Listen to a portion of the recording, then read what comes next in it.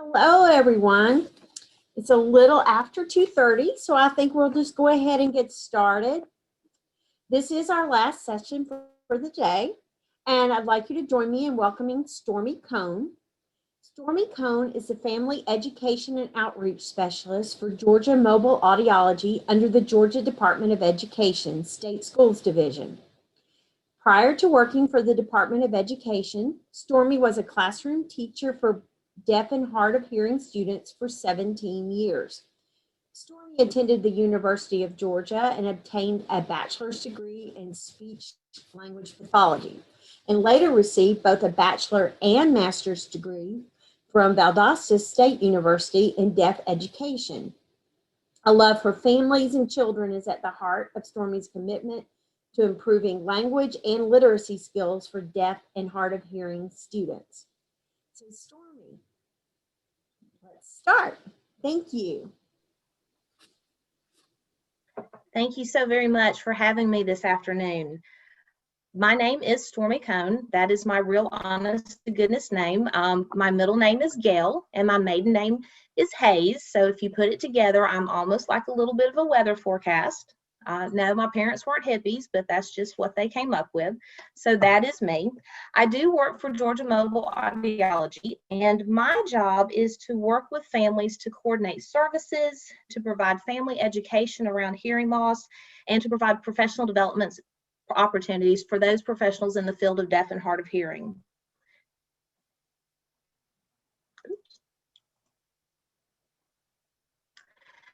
This is our mobile audiology vehicle.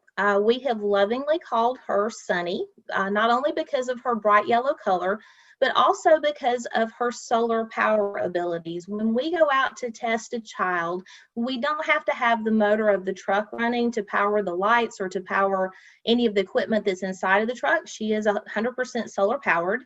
And inside that vehicle, we have an audiology booth, we have an audiometer, we have equipment in there that can test the hearing aids for students. So we are a complete audiology clinic on wheels. Now, the way that we came about was back in 2018, the Georgia legislation saw that there was a limited number of audiological supports offered to families in the rural area of Georgia. So they came together, they found the funding for us in partnership with the Department of Education. And so now we have this wonderful mobile audiology truck. We also have myself and two audiologists on staff with us. The first is Monica Patterson.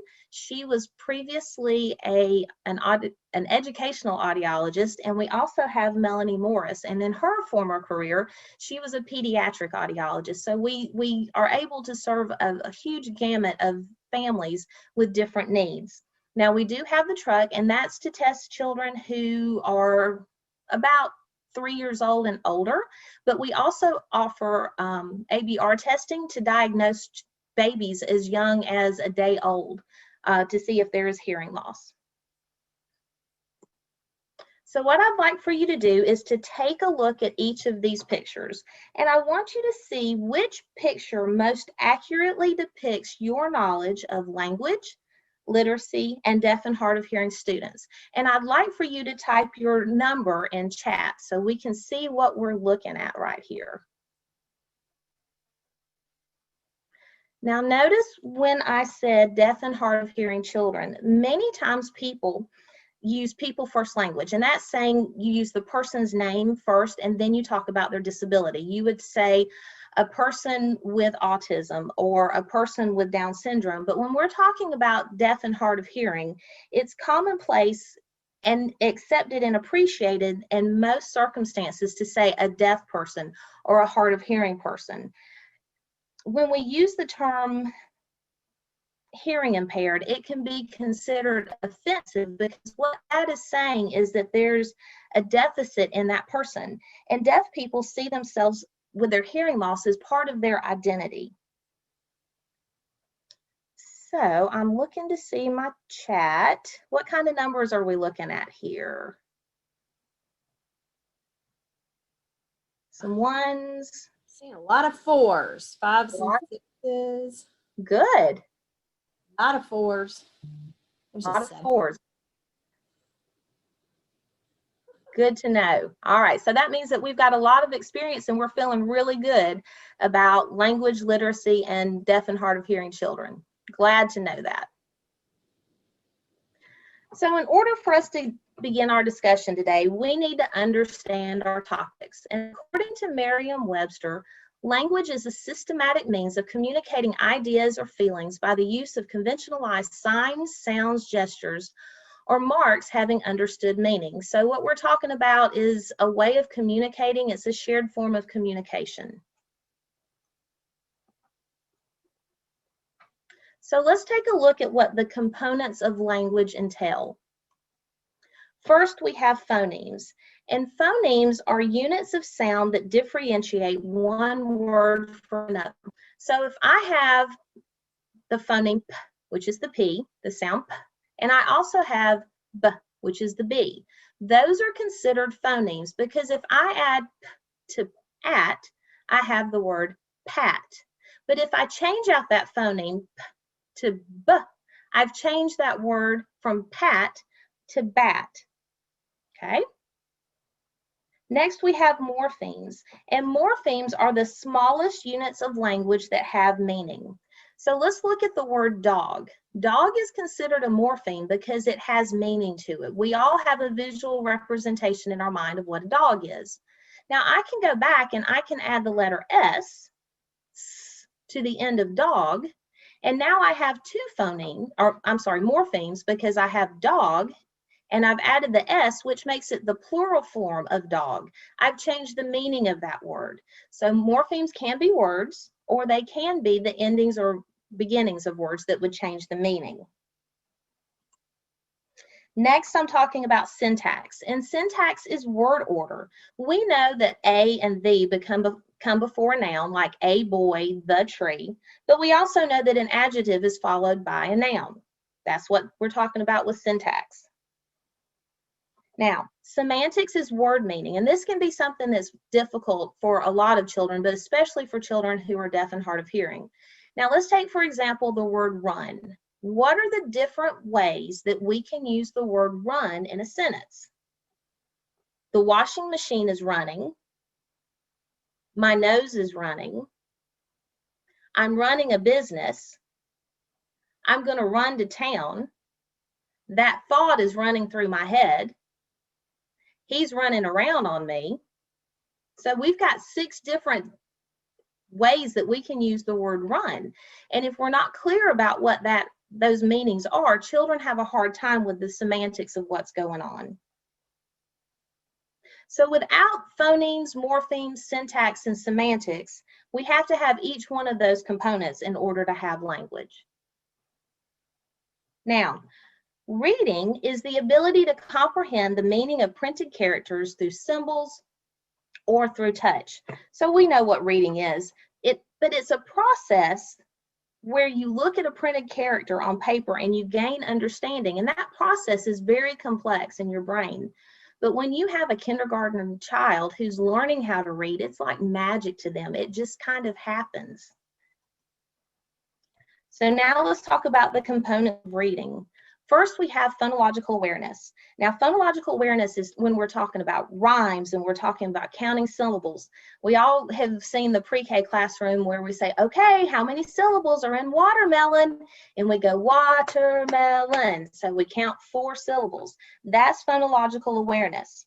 If children are lacking phonological awareness skills, they have difficulty understanding the print system and how print represents the spoken word.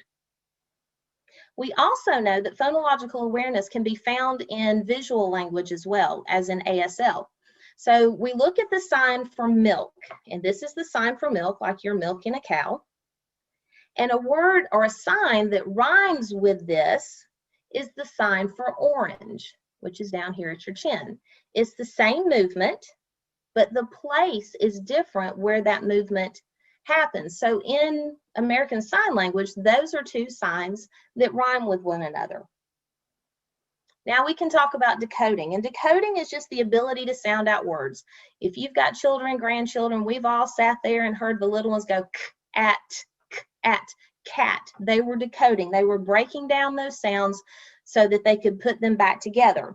What we want to do is make sure that children have repeated exposure so that they can gain automaticity and that reading those words becomes quick and effortlessly. So now we have sight word recognition, and the reason we have sight words is because we have rule breakers that we can't go into code. A prime example is the word said. If we were to try to sound out said, we would say s, that's an S, eh, that's an E, d, that's a D. So we would spell said S-E-D, but we all know that's not how we spell said. It's S-A-I-D. And for young children, that can be difficult. So there again, we want to practice those sight words so that they gain automaticity as well. Next comes reading fluency, and that's the ability to quickly and correctly and use proper expression as you read. In order to have reading fluency, you still have to have phonological awareness, you have to have decoding skills, and you have to have sight word recognition. We've all sat there with a child who is trying to read fluently. Maybe the sentence is, the big dog ran for the cat. So they might know the word the, and they've got that, but then they come to big, and they go b-ig, big, d-og, dog, and ran. So by the time they get to the end of the sentence, they've lost what the comprehension of the sentence is. So all of these build upon another with our ultimate goal of having someone who has reading comprehension. Now, a long time ago, when I taught second grade, we read the Magic Tree House books. And in this one particular story, Annie and Jack are in a savanna in Africa, and there's an elephant that's in the middle of the pond, and Jack and Annie were completely covered with mud. So the elephant takes his trunk, he sucks up the water and lifts his trunk above his head, spraying the water out like a fountain. So I'm reading this and describing it, and one of my students jumps up and he says, Miss Stormy, Miss Stormy, Miss Stormy. And I said, what is the matter? What's going on? I thought he'd been stung by a bee or something. I wasn't really sure. And all of a sudden he goes, I saw that elephant in my mind. And I said, you did? And he said, yes. And he was spraying the water all over Jack and Annie. He goes, did you see that elephant too? And I said, yeah, I saw that elephant too in my mind. And that's that love of reading that was starting for him and that comprehension that was going on. So now we're going to do a little bit of math with our reading. I am a language person and not very good at math. Hopefully this will be math that I'm able to explain to you. So let me talk about word recognition. And I call that word calling, and a lot of times where I hold up the index card, it has the word, and you can tell me what that word is. We know we have to have word recognition skills in order to be able to have reading comprehension. But we also need to have language comprehension. Language is understanding what's going on in the story. So look right here. Let's assume that there's a child who is lacking word recognition skills, but if I read something to them orally, they're able to answer my question. Are they going to have reading comprehension? What about that student who I can give them a paragraph and they can tell me every last word in that sentence or in the paragraph, but they're lacking the language comprehension? Are they going to be able to answer the question, who did this? What was going on? Where were they? But then I have a child who has both word recognition and language comprehension. Let's see who has reading comprehension. It's not going to be our first child who's lacking word recognition. The second child who's lacking language comprehension is going to be able to comprehend what they read. But the last child who has word recognition and language comprehension is going to be able to read and comprehend. So this is what I want to talk about now. Are there skills that are only language skills, and are there skills that are only reading skills? So let's take a look.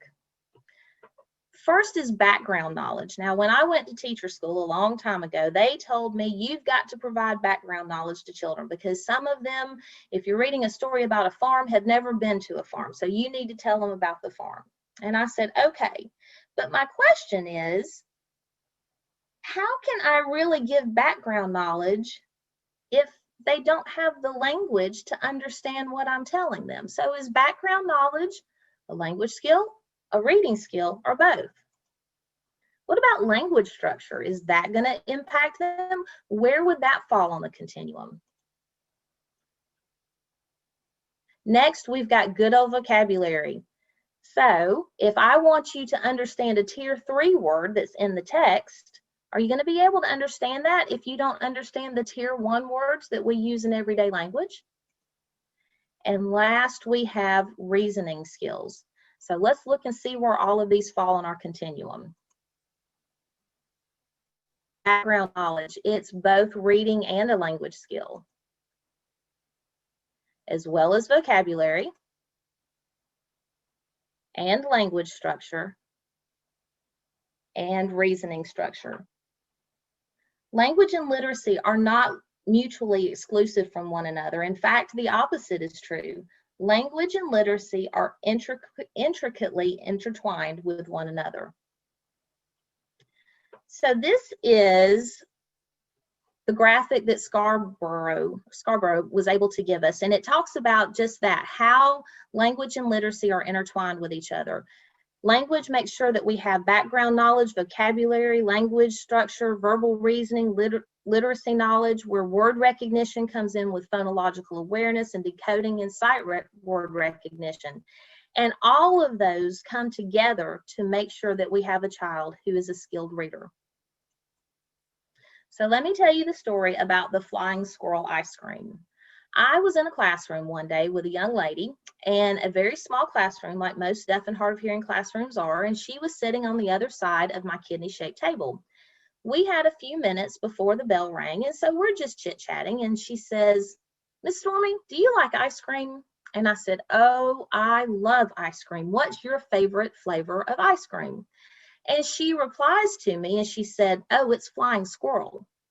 Now, being an adult, I'm processing and I'm thinking, flying squirrel ice cream. I've never had flying squirrel ice cream. I wonder what that's like. Is it like moose tracks? Is it, what is it? I don't know. So I finally asked her and I said, "Tell me more about flying squirrel ice cream." And she said, "Oh, Miss Stormy, I didn't say flying squirrel. I said fudge swirl." I was able to hear what she said, but I wasn't able to understand what she said. And a lot of times that's what happens in the classroom with our deaf and hard of hearing kids. They're not able to discriminate one word from another. And personally, that was at a moment when I said, "You know what, I think I need to go get a hearing aid myself." So what I've done now is, there's different levels of hearing loss. You can have a mild hearing loss, and it can range anywhere from a profound hearing loss. And you can have hearing loss in one ear, or you can have it in both ears. So what I've done is I've taken a paragraph and I've taken out all of the sounds that a person with a severe hearing loss would not be able to hear. So I want you to take a minute and I want you to read this. And I want you to be able to type into chat what the main idea of this paragraph is. I'll give you a minute to do that. So let me know when you're ready for us to move on to the next one, once you have the main idea.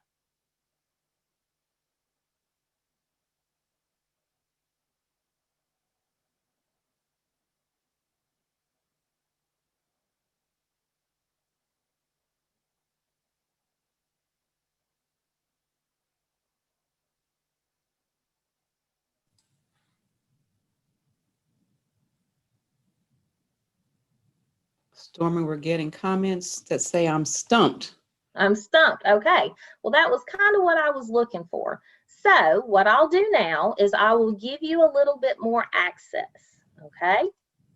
So instead of a severe hearing loss, let's look at this as someone who has a moderate hearing loss. I've given you a little bit more access to the information. So go ahead, see what you can.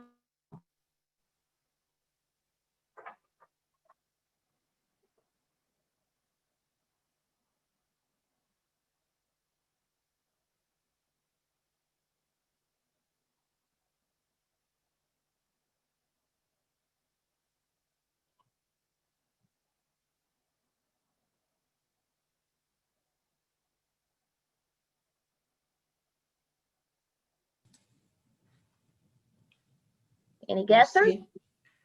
Thinking time and time of day from one person. Someone Okay. else said something about racing.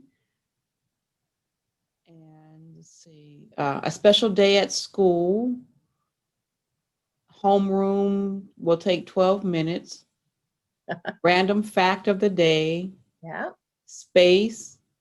And someone else asked about climbing. Jumping in gravity will pull you back. And another comment that too much is still missing. Absolutely. There's still not enough access to the information. So let's go ahead and change it one more time. And this is what someone with normal hearing would be able to hear. Random fact of the day. Did you know if you dug a hole from one side of the earth to the other and jumped through it, you would go to the other side immediately? It only take you 12 minutes. The cool thing is that when you jumped in the hole, you can't get out of it because the gravity would pull you back in. The process would repeat until you die. So the key word in all of this is access, and that's what we're going to be talking about a little bit later on in our discussion. All right, so here we're going to have another chat. Look at this statement and tell me if you think it's true or false. Deaf and hard of hearing people have a disability. True or false?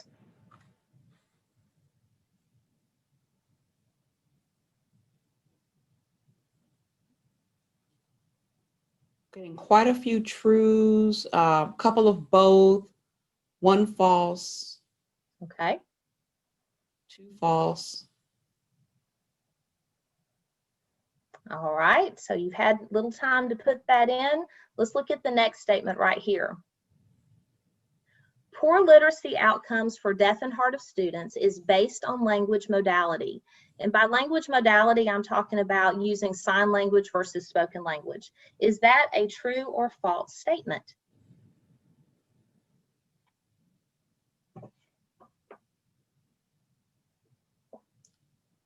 All right, we're getting false, both, true. They process differently, mostly trues. Mostly trues. All right. Well, to be honest with you, both of those statements are false. Deafness only becomes a disability when access to language isn't provided to the child. Research shows us no matter if you're using American Sign Language or if you're using listening and spoken language, consistent language accessibility is the key to having on-grade level language and literacy skills. Hearing loss does not have to be a disability, and language modality does not have to impact literacy rates. So, we're talking about literacy rates, we're talking about language acquisition. What does all of that have to do with audiology? Let's take a look and see. All right, this is what we know. We know that if you live in a really good area, if your family speaks English and your family has money, you are not going to be disproportionately represented in the number of children who are identified as deaf and hard of hearing, because you're probably going to go to the doctor and you're going to have parents who are going to have access to audiologists, and you're not going to be late identified. What we also know is that if a child can have their screening and rescreening by 1 month of age, and that usually comes at the hospital, if they have a diagnosis of whether or not they have a hearing loss by 3 months, and if they're enrolled in early intervention by 6 months, those children have better outcomes in language, literacy, and academics. When we don't meet that 136 benchmark, it costs about $115,000 per child over that child's educational career. So we're going to look at Yoshinaga Itano's research, and this is based on early intervention. Now, when I talk about early intervention, that is when there's a professional who comes to the parent's house and they teach the parent how to become the language therapist. they're providing language nutrition instruction, because the more language that that baby is receiving, either visually or through their ears, they're going to learn and they're going to grow, and that's going to help them with their reading outcomes later on. Look over here at children who had severe and profound hearing losses, and you saw what it was like to have a severe hearing loss. Those children scored down here in about the 4th percentile because there was no early intervention provided to them by 6 months of age. Now, this group of students were able to be at the 48th percentile, with 50th percentile being normal, with the simple fact that they had early intervention by 6 months. So we go from a child who's more than 2 standard deviations below the mean to a child who is right there at the mean, just by providing that family with early intervention services. The same is true based upon the mother's high school education. Those families who had less than a high school education, the mother that is, their language scores were up there pretty typical compared to those families whose mother didn't have the high school education that they needed. So what does the data say about deaf, hard of hearing, language, and literacy in Georgia? This is our dashboard, and this is how we come up with all of our numbers. Now, the good thing about Georgia is about 96% of the babies born in Georgia have that newborn hearing screening at the hospital. That 4% are for those babies that are born in birthing centers, or maybe they're born at home. Now, this is where we need to focus right now. Only 32% of the babies who did not pass that hearing screening received a diagnosis by 3 months of age. Now, why is 3 months of age such an important number? We're going to talk about that. So, in order for us to test a baby to see if they have a hearing loss, they have a test that's called an ABR. It's an autoacoustic brain response is what I think it stands for. So we take this little baby that's sleeping, and that's why we need them to be young, because if you're more than about 5 months old, the baby's not going to sleep through this test. And we need them to be soundly asleep. And we put a little electrode on their forehead, and we put one back here behind their ear, and sometimes one on their cheek. And then we take these teeny tiny little earbuds and put them in the ear. And so then the audiologist presents a set of clicks, and we measure the brain response, which is all fine and dandy. But let's assume that you live in Baxley, Georgia. Well, you're either going to go to Savannah, which is an hour and a half, 2 hours away, or you're going to have to come to Valdosta, which is an hour and a half, 2 hours away, or you're going to have to go all the way to Atlanta, which could be about 3 hours. So let's put that baby in the car, because we're going to take them. We're good parents. What's that baby going to do all the way from Baxley, Georgia to wherever you go? That baby is going to sleep. So when you arrive at the audiologist, your baby is wide awake and says, "Hi, Mom. Hi, Dad. Let's play." Because I just took a really good nap all the way over here. So now you've traveled this great distance only to be told, "Oh, I'm sorry, we can't test your baby now." So if the hospitals aren't able to test, they're not able to bill, which makes them a little cranky on their end. Now, let's say that you came to Valdosta, and here in Valdosta, we have a wonderful audiologist, but maybe she doesn't do this testing that frequently. And she says, "You know what? I'm really not sure if I read this test result correctly. I need you to go ahead and go up to Atlanta because I'm not really sure what happened." So now we've repeated the process all over again.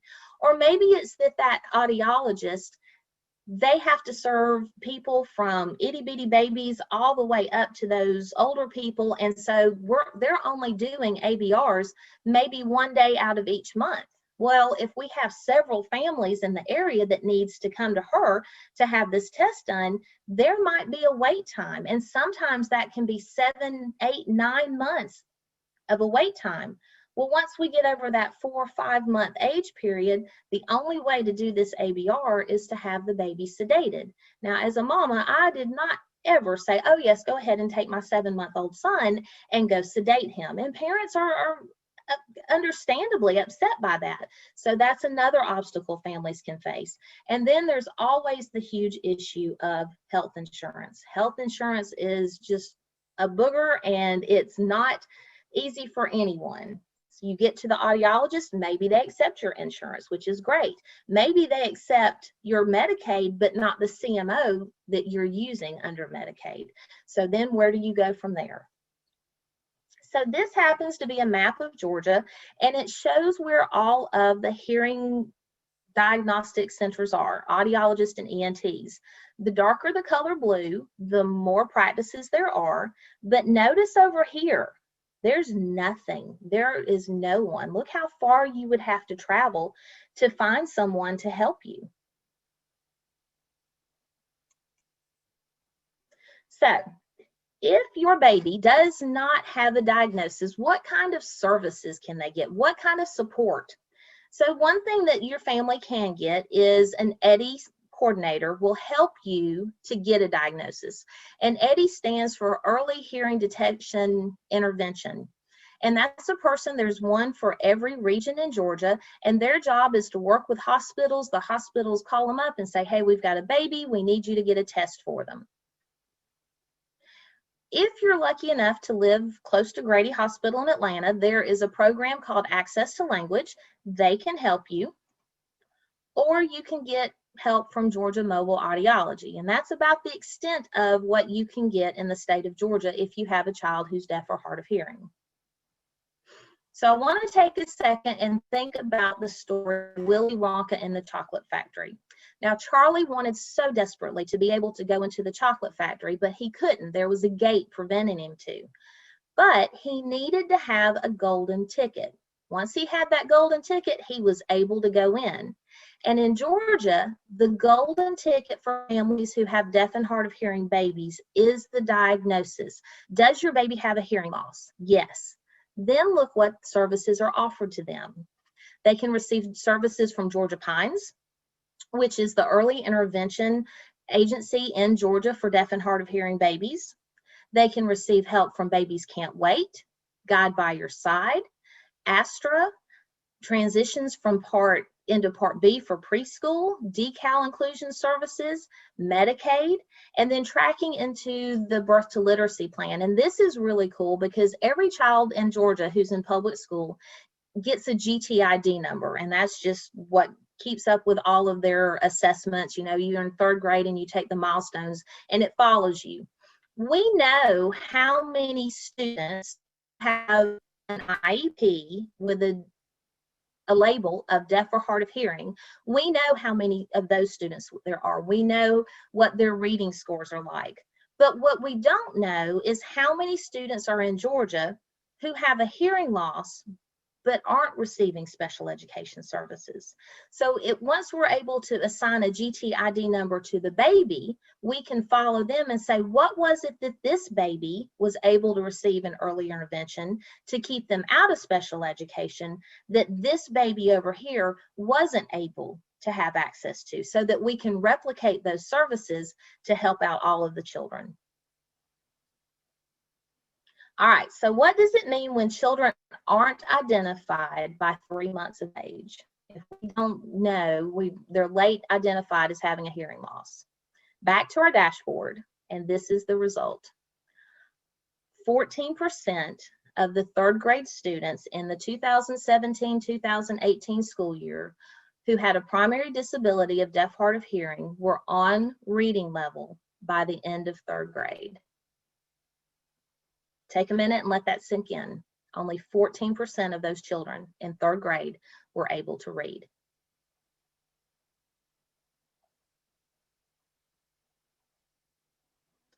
Now, we also know that there's under-identification of school-age children. So what happens typically is for every 1,000 children that are born, 3 of those children are going to come up with hearing loss. But once we get into school age, that number increases to 9 out of 1,000 children.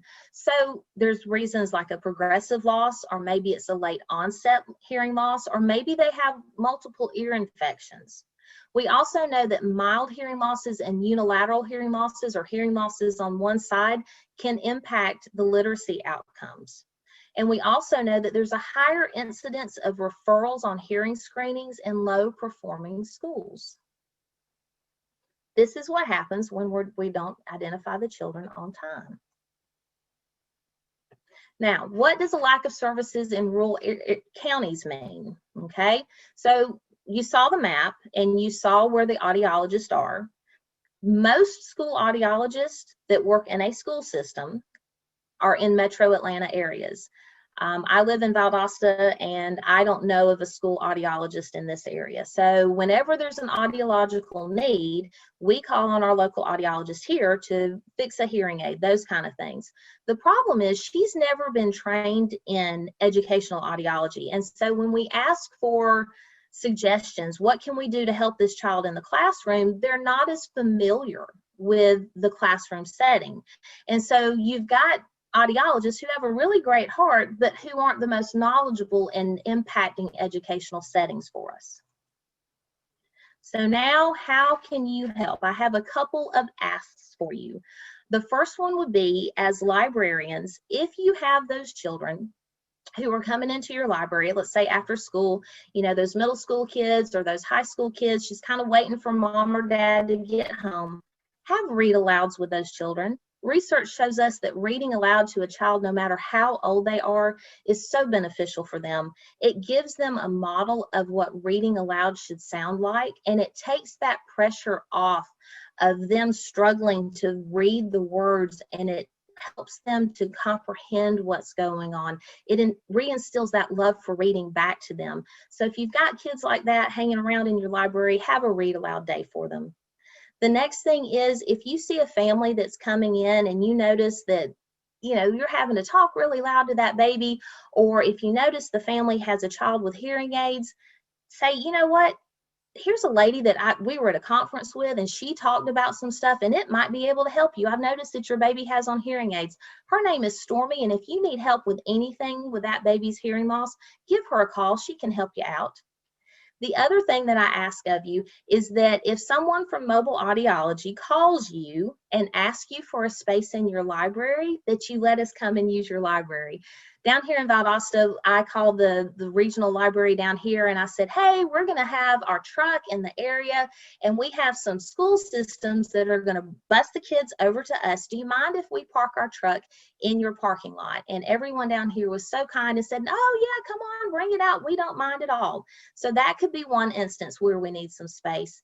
The other instance that could occur is if we have a family who can't get to a local health department, but they're closer to a public library.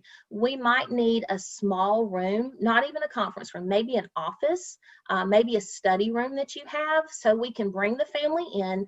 We'll bring all of our equipment in. We're very, very quiet. We can do the ABR testing for the family on the baby, and then we'll give the family the results. We pack up all of our things, we wipe everything down and clean, and we make sure that we follow all of the COVID protocols, and we are out the door. So if we call you, if you don't mind sharing your space with us, we would so appreciate it. Here is contact information, my email, my phone number, our map info email. Any one of those are able to get in touch with any of us. So just reach out. We are here.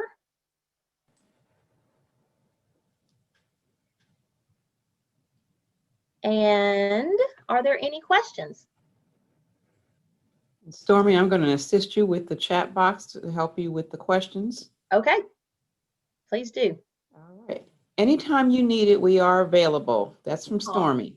So if you have any questions, please type them into the chat box.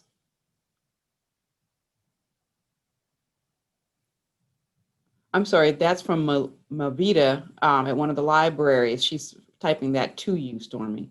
Okay. All right, so we do have a question. Can we get pamphlets to give to our patrons who have questions? Absolutely. If you'll email me, I will send you whatever it is that you need.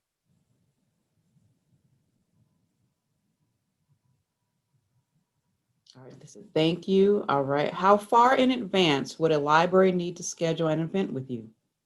We typically need a couple of weeks. So if you've got something coming up real soon, like, you know, just let us know. When we're looking for a library to use as a place to set up our truck or maybe to test a baby, I try to give at least 2 weeks notice for that.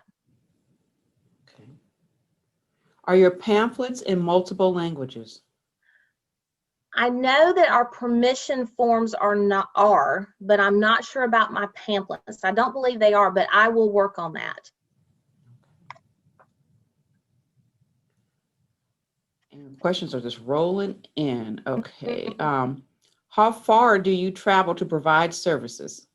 We cover the entire state of Georgia, but keep in mind we have one truck and we have 2 audiologists and myself. So we're trying to focus on those areas that are not inside Metro Atlanta.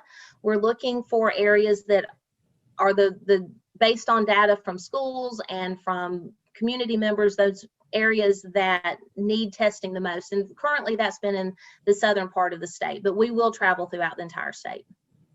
Okay. This is kind of a long lead into a question. Referencing swirl, Mhm. I can hear well, but I sometimes find the need to rerun what I have heard in my head to decipher exactly what is said. I sometimes only have to rerun it once, but sometimes 3 to 5 times.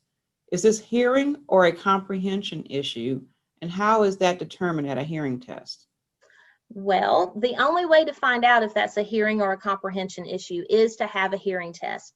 And so what you would do is schedule an appointment with your audiologist. And when you go there, they'll do some simple tests. They'll essentially put you in a soundproof booth, and they'll put the little sometimes they put headphones over top of your ears, and they present a series of sounds. Some of them are very low, some of them are very high, and they put them at different levels to see what you're able to hear. How long is the ABR test? That depends on the baby, to be quite honest with you. If your baby is a good sleeper, it can be as short as half an hour. If your baby doesn't really want to sleep, it can take up to 2 hours. Okay. Is there a link between hearing loss and audio processing disorder? What do you mean by audio processing? I'm not sure what that term means. All right, let's wait for them to respond.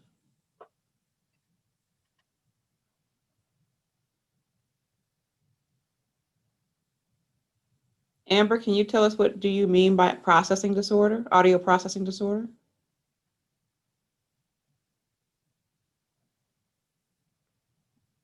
It's a form of sensory processing disorder. Now, there is some discussion about that. If you ask the audiologist, they will tell you that it is a hearing issue. I taught children who were deaf and hard of hearing, but I also taught children who had processing issues. We called them specific learning disabilities. And I equate auditory processing to a visual motor integration issue. And I personally don't think that those are related to hearing. Audiologists will disagree with me. So I don't have a clear-cut yes or no answer for that. Sorry. Okay. I'm very interested in sign language and learning sign language. Can you recommend an accredited site or place to take classes? Okay. In our last presentation with Marty Goddard, there was a person who was attending the presentation who also recommended YouTube videos. To me, the best way to learn sign language is to become involved in a deaf community.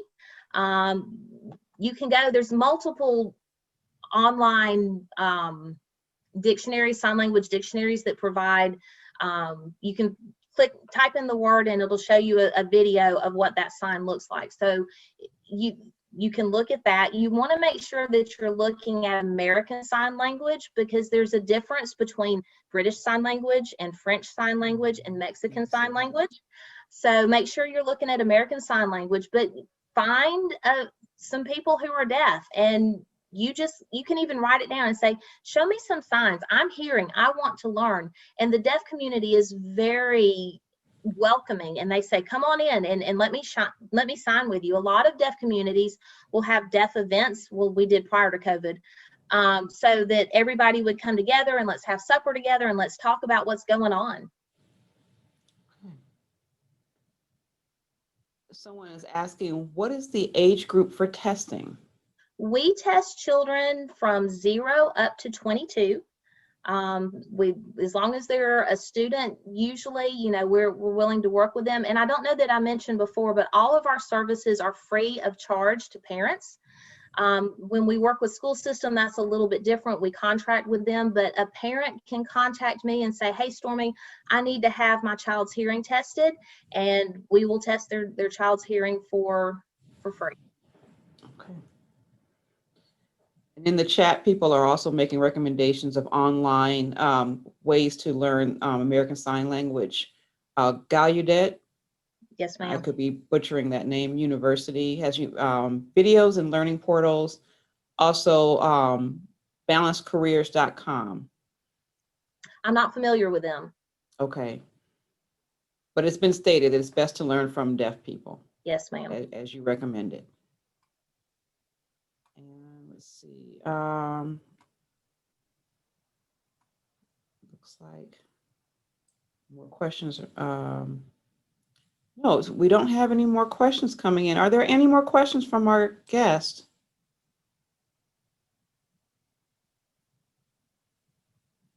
All right. You mentioned the need for education for an educational audiologist. Is this something that DOE is actively trying to increase? Well, I do believe that this is something that comes from our colleges and universities. I don't know that DOE is the group that would be fostering that. I have heard that there is some increased curiosity or interest in bringing back some programs to Georgia, but I don't know anything specifically yet.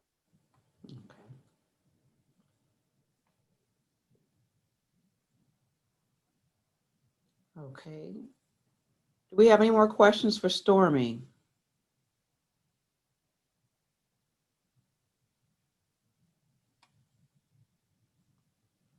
And we did have a question, Stormy, about your email address. Pat posted it in the chat, but just in case, do you mind just reading it aloud? All right. My email is skoen@doe.k12.ga.us. All right, thank you. We're getting lots of praise and thank you for your information. You're quite welcome. Thank you so much for having me with you all this afternoon and allowing me to share this information. Thank you, Stormy, so much. Pat, would you like to give closing remarks? Yes, I would. I would like to say that it was a little over a year ago that this program did approach Georgia Public Library Service to ask, could they partner with the libraries in Georgia? And Stormy had told me that, she's had some good luck so far. So we just hope that, again, part of doing this presentation was to familiarize Georgia's rural libraries with this program so that when you did get that phone call, you would understand what it was about. And you would understand that this is all in the goal to promote literacy. Keep those children reading, get them reading early and keep them reading. And hopefully they'll be on grade level at 3rd grade like we're all shooting for. So I want to thank you, Stormy, very much for sharing this information with our attendees today. I think we were up to 96 attendees, which is pretty good. And to everyone who is going to join us again tomorrow, thank you all. Day 3 of our conference is tomorrow. It will start at 11 a.m.